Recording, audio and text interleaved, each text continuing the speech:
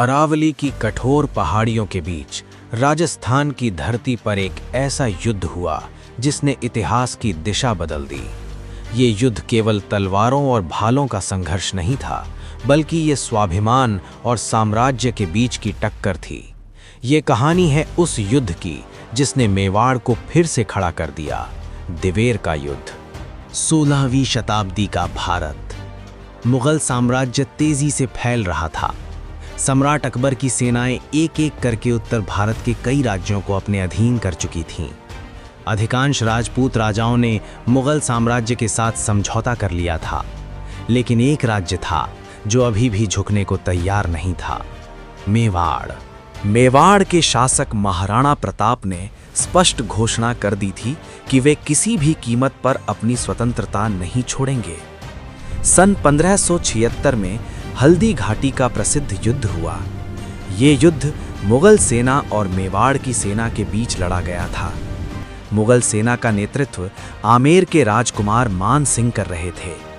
युद्ध अत्यंत भीषण था। तलवारें टकराईं, घोड़े दौड़े और युद्ध भूमि धूड़ और धुएं से भर गई। हालांकि ये युद्ध निर्णायक नहीं रहा, लेकिन इसके बाद मुगल सेना ने मेवाड़ के कई हिस्सों पर कब्जा कर लिया।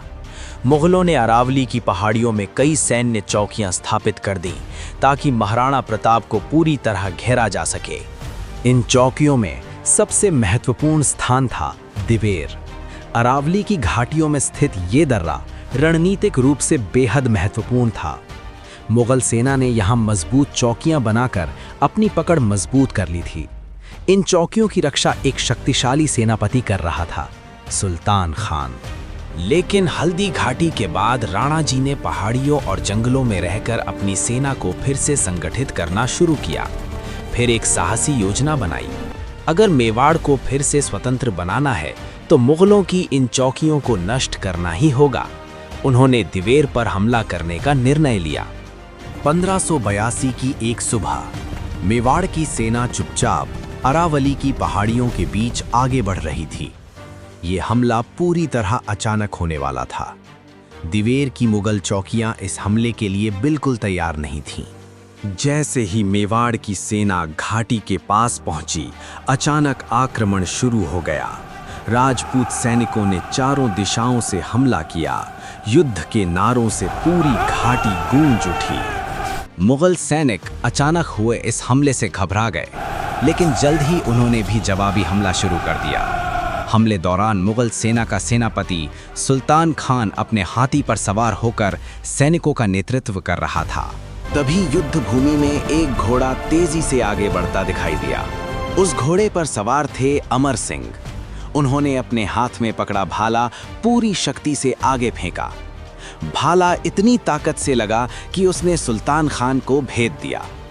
कहा जाता है कि वो वार इतना शक्तिशाली था कि भाला उसके शरीर को पार करता हुआ हाथी तक को चीर गया। कुछ ही क्षणों में मुगल सेनापति युद्ध भूमि में गिर पड़ा। अपने सेनापति की मृत्यु के बाद मुगल सेना में अफरा तफरी मच गई।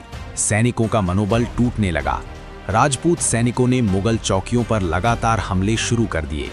एक एक करके मुगल चौकियां नष्ट होने लगी। इस जीत के बाद मुगलों की कई चौकियां समाप्त हो गईं और मेवाड़ के कई क्षेत्रों पर फिर से महाराणा प्रताप का नियंत्रण स्थापित हो गया। कुछ इतिहासकार इसे मेवाड़ का मैराथन भी कहते हैं।